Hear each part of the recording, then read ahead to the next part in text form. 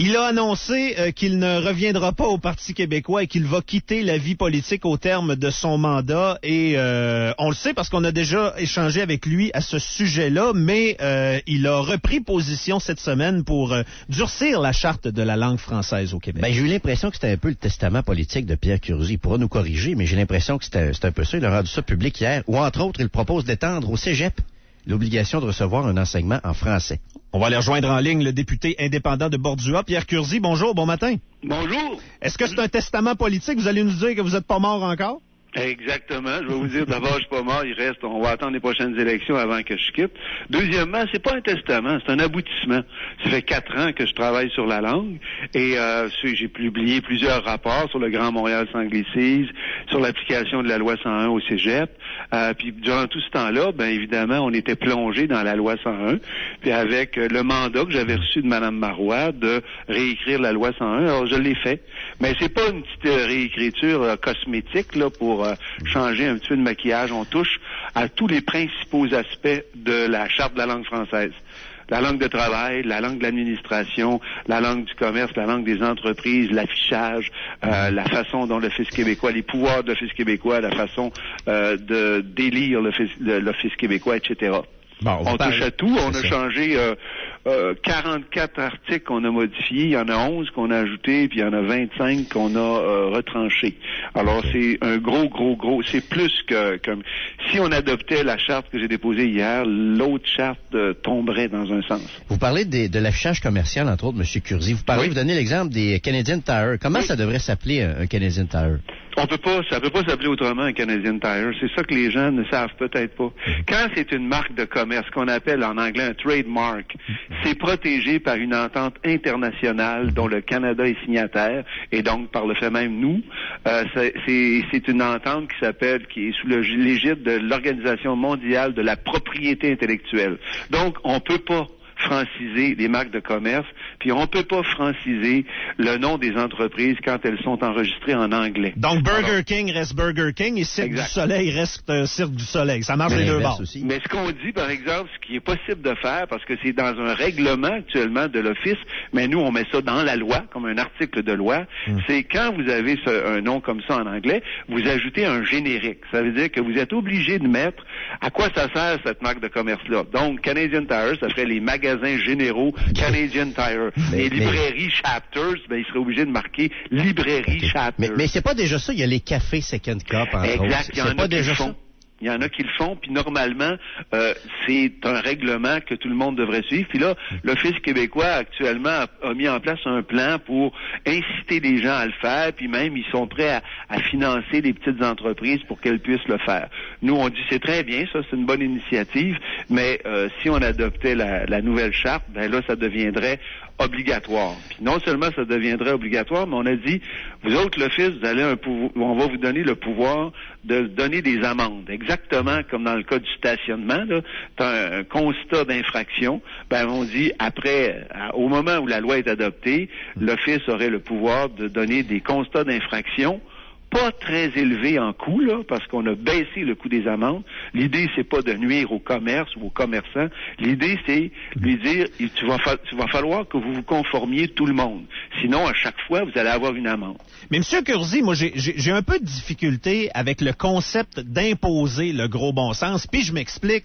Le problème de langue à Montréal, entre autres, où il est plus prenant peut-être qu'à Québec ou qu'en région, dans la province, moi, j'ai l'impression qu'à partir du moment où le client demande à se faire servir en français, il n'a pas besoin d'une loi pour le protéger. L'offre et la demande va faire en sorte qu'un magasin qui sert seulement en anglais, par exemple, ou que son affichage est uniquement en anglais, ben c'est un magasin qui va avoir de la misère au niveau économique. Il y a beaucoup il n'y a rien qui dit, on parle pas du tout de la langue. Là, vous allez dans les magasins, j'espère que vous parlez français quand vous allez dans des lieux où vous achetez, parce que vous avez droit comme client. À Montréal, la langue commune, c'est le français. Oui, mais on parle pas de ça dans la loi. Ce dont on parle, c'est de dire la devanture, là, la publicité commerciale. On peut pas vous obliger à traduire le nom de votre entreprise ou à changer votre marque de commerce. commerce. Mais c'est parce que... ce qu'on dit, c'est qu'on va vous obliger à mettre un terme qui dit c'est quoi votre commerce en français. Mais je voulais vous amener sur... Vous m'aimez, c'est ça que vous avez dit? Non. Ah oui, beaucoup. Je vous trouvais bon dans les Invincibles. Monsieur Curzi, je voulais vous amener sur l'enseignement des langues au Québec. Puis je sais qu'on a déjà eu cette discussion-là ensemble. Vous l'avez eu avec mon collègue Moret aussi, ici à Radio X. Oui. Moi, le Québec moderne ou le Québécois moderne, je le vois parler 3 langues et je vois pas sa langue maternelle menacée parce qu'il apprend d'autres langues. Non, vous avez raison. Il n'y a pas personne qui va empêcher qui que ce soit. Moi-même, je parle quasiment 4 langues. Je parle le français, l'anglais, l'italien, puis un petit peu l'espagnol. Mais je vois beaucoup d'inconfort. Monsieur Curzi, il y a beaucoup d'inconfort dans nos écoles à ce niveau-là. Puis je pense qu'il y a beaucoup d'inconfort aussi chez les souverainistes. Est-ce que c'est la crainte? Est-ce que c'est la peur? Vous voyez quoi là-dedans? Non seulement on dit qu'il faut appliquer la loi 101 au cégep, mais en plus, dans ce cas-ci, on dit les services de garde éducatifs, là, les CPE, puis les services de garde doivent se faire en français. L'idée est la suivante. L'idée, c'est que quand on est un francophone ou un allophone, vous étudiez dès que vous entrez, même pas à l'école, avant d'entrer à l'école, jusqu'à la fin du cégep, vous allez être dans le système scolaire francophone. Pourquoi? Tout simplement pour permettre que quand vous allez arriver sur le milieu de travail, vous avez appris l'essentiel de vos études, ça va avoir été fait en français, donc ça va vous inciter à travailler en français, parce que le but, c'est aussi de franciser les milieux de travail. Autre affaire, pendant tout votre parcours scolaire, là, on veut que vous appreniez d'autres langues, l'anglais entre autres. Et il y a déjà 1200 heures, puis là, le gouvernement libéral vient de rajouter 400 heures, 1600 heures d'études de l'anglais dans notre système scolaire francophone. Et c'est très bien, je suis pas contre ça. M. Curzi, est-ce que c'est le genre de proposition qui aurait été bien accueillie au PQ? Par exemple, le cégep, justement, uniquement français. Est-ce qu'au PQ, on vous aurait laissé présenter une réforme semblable de la loi 101? J'ai été adopté au PQ. C'est moi qui ai fait adopter cette mesure-là par le Congrès, le dernier Congrès du PQ. Ça fait partie de la plateforme du Parti québécois et j'espère que ça va faire partie de la plateforme électorale. M. Curzi, qu'est-ce qui vous a déçu de la politique, de votre passage en politique? Des fois, on est à côté, on regarde ça dans le cours du voisin, puis on se dit, ça doit être comme ça, ça doit être comme ça. Qu'est-ce qui vous a déçu de votre passage en politique? J'ai pas été déçu de mon passage en politique. J'ai pris des décisions j'étais pas d'accord avec une décision qui a été prise par le Parti québécois. Et ça a été comme ça a établi une sorte de rapport de force où là, je devais me conformer à la ligne de parti. Et j'ai décidé et ce rapport de force-là a mené à la démission vous vous souvenez des 3. Oui, très bien. Puis ensuite, j'étais prêt à retourner au Parti québécois. Le Parti québécois souhaitait aussi que je revienne, mais j'avais des demandes qui étaient essentiellement celle-là, de pouvoir présenter la charte comme député indépendant, puis ensuite d'être celui qui va piloter ce dossier-là à l'intérieur du PQ. Ça vous a été refusé? C'est-à-dire qu'on n'a pas réussi à s'entendre. Madame Marois m'a proposé d'autres choses que ce que je souhaitais. Pour moi, c'était les conditions minimales. Fait que donc on n'a pas réussi à s'entendre. À ce moment-là, j'ai cru préférable de me retirer. Et puis je voulais pas me présenter comme indépendant parce que j'aurais peut-être eu des chances. En fait, je suis certain que j'aurais eu un bon nombre de votes et donc j'aurais divisé le vote indépendantiste. Alors que les électeurs dans ma circonscription sont majoritairement indépendantistes. Fait que je trouvais que c'était pas très correct. Ils m'ont élu comme péquiste indépendantiste, puis là, je vais voler du vote, puis je risque de faire entrer un libéral ou un caquiste. Je trouvais que c'était pas très correct. Donc, avec du recul, le regrettez-vous, le geste que vous avez posé de quitter le Parti québécois? Non. Je considère toujours que c'est un geste approprié dans les circonstances, oui. Je pense à plein d'épisodes mettant en vedette Pierre Curzi en politique. On peut continuer à parler parce que, vous savez, la charte, là, elle touche à plusieurs autres aspects. Il y a la langue d'affichage, il y a la langue de travail, là, ce qu'on dit. Puis je comprends que à Québec, vous n'avez pas ce problème-là. C'est merveilleux, vous êtes chanceux. Mais croyez-moi, à Montréal, tous ceux qui vivent à Montréal ou près de Montréal, ils sont très, très, très conscients qu'il y a vraiment un glissement vers un statut de ville bilingue pour Montréal. Montréal. Puis c'est pas vrai. Montréal, c'est une ville unilingue, francophone, et c'est une des clés de sa richesse et de sa réussite. De ce temps-là, là, si elle pouvait affirmer clairement la fierté, puis déployer comme il faut son caractère français, croyez-moi, la ville de Montréal y gagnerait. Et je suis bien content que vous n'ayez pas ce problème-là ici à Québec et qu'on ne l'ait pas dans le reste du Québec.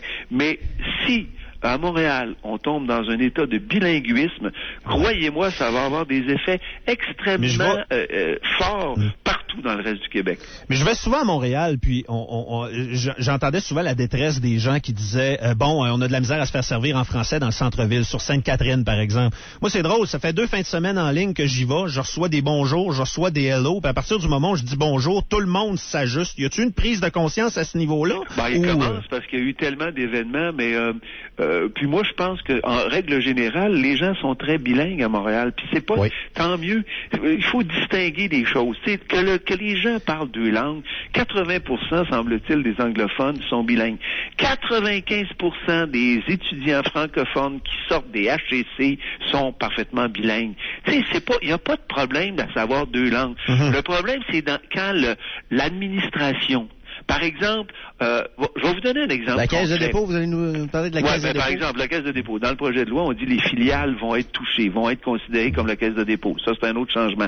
Mais regardez, il y a 135 000 emplois au Québec dans l'administration publique, c'est-à-dire dans l'éducation, dans la santé, dans les services gouvernementaux, qui sont des services en anglais. On met 6,5 milliards de notre argent pour des services en anglais, alors que la proportion d'anglophones est née que de 8 %. C'est-à-dire, il y a 50 000 emplois là, de plus qui sont occupés par des francophones. Là. C'est pas mais on investit des milliards pour offrir des services en anglais.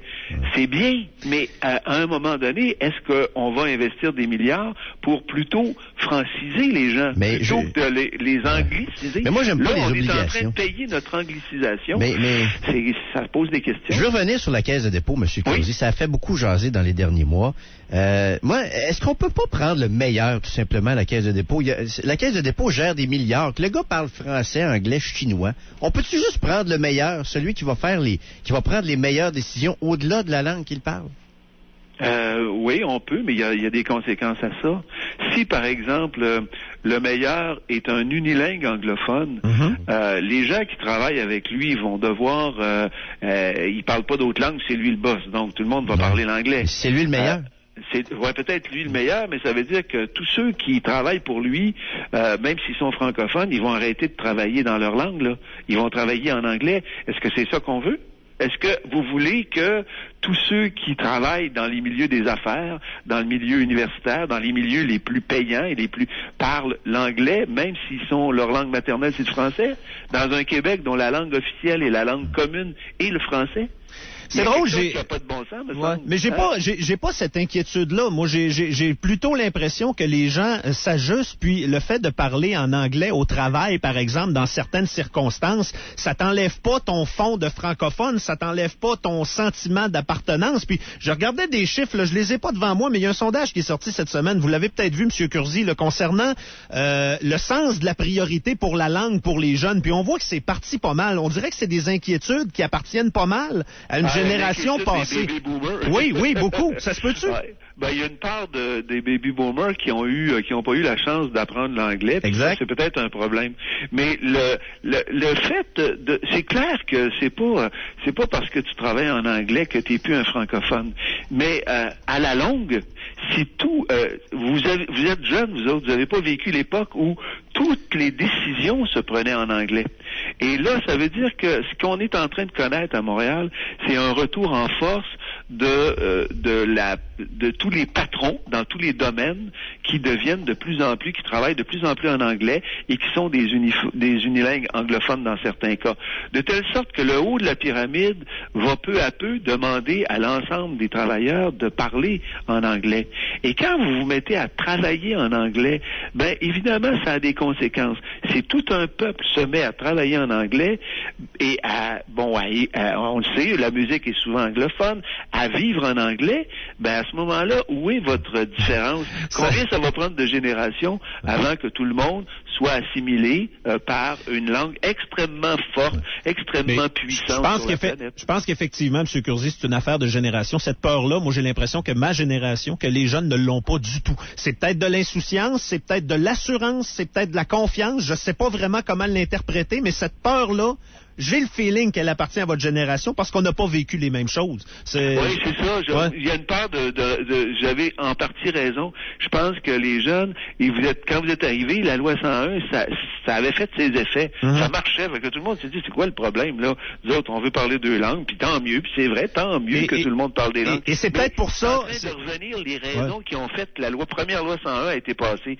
Moi, je dis, attention, il faut revenir à quelque chose où on est plus attentif pour s'assurer que dans notre langue, on puisse tout faire dans sa langue. Moi, ce que je veux, c'est que tous ceux qui sont des francophones et des allophones puissent réussir à être ouverts sur le monde, travailler, aimer, se divertir, apprendre, tout faire dans leur langue. Et très bien qu'ils parlent une deuxième, une troisième, une quatrième langue. C'est parfait. Mais il faut s'assurer de ça parce que on est confronté, puis c'est pas une peur, il y a une énorme affaire qui est bien séduisante, puis qui s'appelle la langue, puis la culture anglaise, puis on aime tous ça. Puis nous autres, on est une petite affaire qui s'appelle la langue française en Amérique du Nord. Puis là, est-ce qu'on veut garder ça? Si on veut garder ça, on est obligé de faire des efforts, quelquefois qui apparaissent démesurés ou exagérés, parce qu'on se dit, si on fait pas extrêmement... C'est comme une espèce menacée dans l'écologie, là. Tu te dis, les maudites grenouilles rainettes à double, je sais pas quoi, là, à double barre. Il faut faire beaucoup attention, puis des fois, tu te dis, voyons, on va pas déplacer une autoroute pour les petites rainettes à deux barres. Ben, malheureusement, si tu veux les garder, les rainettes, t'es obligé de faire, des fois, des efforts énormes. Et c'est ça, la Charte de la langue française. Et c'est pas démesuré, c'est normal que tu te préoccupes d'une façon forte de ce qui est la langue commune, ce qui fait qu'on se parle, qu'on se comprend, qu'on s'aime, qu'on travaille, qu'on réussit. Ce qui a fait qu'on a réussi dans le monde, là, c'est parce qu'il y a quelque chose de légèrement différent qui s'appelle le Cirque du Soleil, qui s'appelle des firmes d'ingénierie, qui s'appelle l'hydroélectricité. On a développé ça dans notre langue parce que, et puis ça a été tellement un peu original, notre façon de faire, que on a pu se répandre sur la planète avec nos réussites. Il faut garder ça. C'est le caractère de la réussite qui est associé à la langue qu'on partage, parce que la langue, ça charrie toutes sortes d'affaires. Monsieur Curzi, vous avez dit que vous regrettiez pas d'avoir quitté le PQ le 6 juin 2011. En avez-vous des regrets pendant votre carrière politique? Y a-t-il des choses que vous regrettez? Je sais pas, moi. Je pense aux déclarations sur McCartney, entre autres. Puis là, on pourrait se relancer sur la langue, le conflit générationnel, etc., etc. Avec du recul, l'avez-vous regretté? Ce que je regrette, c'est que moi, je suis très passionné par les Beatles. C'est un groupe, écoute, c'est le groupe qui m'a fait triper le premier, là, sur tout l'univers de la musique que je connaissais pas. Fait que ce que je trouve dommage, c'est que il me reste toujours à coller comme si moi j'aimais pas McCartney ou que j'aimais pas la musique anglophone en anglais, puis que j'aimais pas les Beatles. C'était pas ça du tout le contexte, puis c'était pas ça l'intention. Si j'avais à refaire ça, je leur dirais bien autrement. J'essaierais d'axer ça, non pas d'éloigner le fait que ce soit McCartney, parce que moi, j'étais bien content qu'ils viennent, mais de recritiquer la façon dont le 400e nous a été présenté dans bien des cas. Mais et j'essaierais de dissocier l'affaire qu'il n'aime pas quelqu'un qui vient chanter en anglais. Hey, come on. Pensez-vous encore aujourd'hui que le Canadien, c'est un complot du fédéral? Ce que je pense du Canadien, c'est qu'on se retrouve avec... C'était gros, ça, M. Curzi, là. Un coach Ben non, j'ai jamais dit qu'il y avait un complot. J'ai essayé de... Encore là, les mots sont dangereux. Hein? Dès que tu utilises... on est au courant. Mais la réalité, par exemple, c'est que là, actuellement, on est avec un entraîneur unilingue anglais, puis... pour encore 2 semaines, là. Ouais, c'est ça. Il sera pas là longtemps. Mais on se rend... quand vous dites ça, là.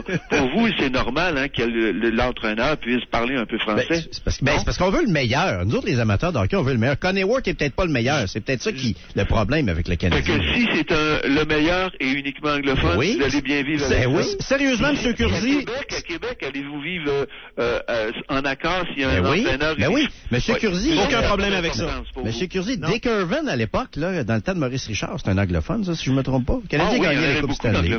Moi, je ne veux pas dire qu'il faut qu'il y ait la parité anglophone-francophone. Scotty Bowman, il parlait un peu français, mais à la base, Scotty Bowman, c'est un anglophone. Moi, je veux juste le meilleur. J'aime bien les anglophones. J'ai pas de rapport haineux avec aucun anglophone. Non, je pense juste que et je pense que c'est vrai pour bien des amateurs de sport en Amérique du Nord au grand complet, c'est le phénomène Matsuzaka, moi que j'appelle.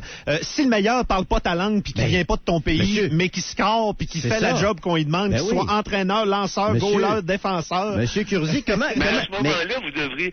Si là, cet aspect-là a aucune importance. Mais non.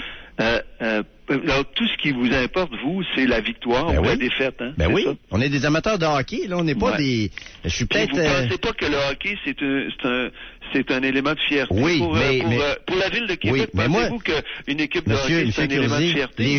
Les joueurs de hockey qui m'ont rendu le plus fier de l'histoire des Nordiques, c'est des Slovaques. Ah oui, moi aussi. À l'époque aussi, il y en avait des gens, c'était pas juste des francophones. Les Stachny ont été ceux qui nous ont rendu le plus fiers à Québec et portaient fièrement le fleur de lys. Comment vous réagiriez, M. Curzi, si en Floride, il y avait des critiques dans les médias et chez les politiciens parce que Guy Boucher est un francophone qui coach le Lightning de Tampa Bay? Comment vous réagiriez?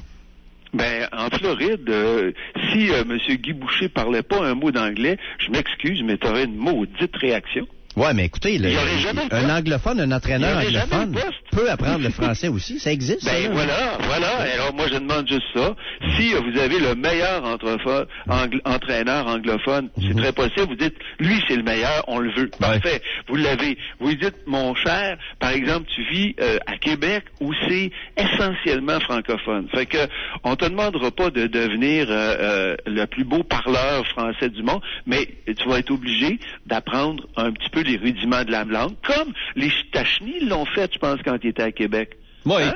Oui, ben, c'est ça, là, est-ce que quelqu'un qui...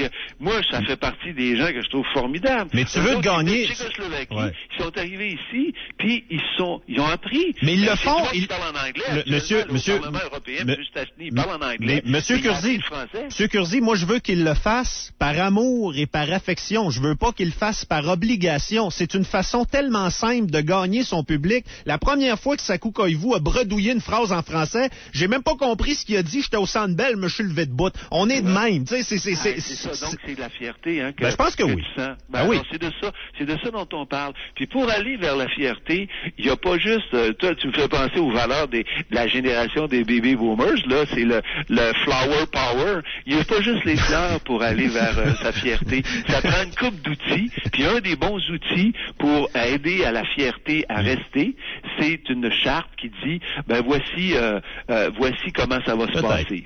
Monsieur Curzi, la prochaine fois qu'on va se parler dans quelques mois, ça va-tu être pour plugger un film? Ça va-tu être en tant que maire de Montréal? Ça va être dans quel contexte? Ben, je ne sais pas. Si je le savais, je vous donnerais le scoop. Mais j'espère qu'on aura l'occasion de se reparler. Là, je dois malheureusement vous quitter. Mais la mairie, ça vous intéresse-tu? Je pense que vous êtes sur la rive sud, vous, hein, si je me trompe pas. Moi, je vis dans la région du Mont-Saint-Hilaire. J'habite le Saint-Jean-Baptiste de Rouville. Ça vous tente-tu? De devenir maire de Saint-Jean-Baptiste. De Montréal, non, de Montréal. Contre Denis Coderre. Montréal est dans le trouble, pas à peu près, monsieur Curzi. Dans le trouble. Oui, oui. Puis pensez-vous que ça irait mieux si moi j'étais là? Oh, pas nécessairement. J'ai pas dit ça. J'ai juste dit qu'on aurait du fun. Ça serait peut-être pire. Hey, monsieur Curzi. Des bonnes émissions. Bonne journée. Ça a été le fun. Bonne journée. Il est à 8h33. Pierre Curzi qui a annoncé qu'il ne reviendrait pas au PQ et a également annoncé qu'il ne se représenterait pas dans sa circonscription aux prochaines élections. Exact. Mais là, écoute. Il est surpris qu'on veuille le meilleur comme entraîneur d'une équipe de hockey. Mais c'est juste les victoires et les défaites qui comptent pour eux autres. Oui, c'est du hockey. Le doigt sur le bobo, c'est vraiment une affaire de génération. La peur de l'anglais, elle n'existe plus. Pour les jeunes de 20 ans, les jeunes de 25 ans, les jeunes de 30 ans, même les jeunes de 35 et 40 ans, je pense que cette peur-là, on l'a pas connue. On est suffisamment fiers de ce qu'on est pour être capable de parler en anglais puis de parler en espagnol et de ne pas sentir le besoin d'avoir des lois pour protéger la musique francophone. On le voit, ça aide pas, là. Est-ce que Star Academy a un gun sur la tempe pour nous présenter des jeunes Québécois qui réussissent puis pour... Non. Est-ce que les jeunes Québécois sont moins fiers quand tu chantes du Lionel Richie que quand tu chantes du Gilles Vigneault? Non plus. Je pense qu'on a fait la part des choses, puis on est peut-être plus mature que la génération des Pierre Curzi à ce niveau-là. Moi, je pense que ça va disparaître avec une certaine génération de politiciens. Oui. C'est effectivement ça. Question de génération. Ouais, je pense que oui.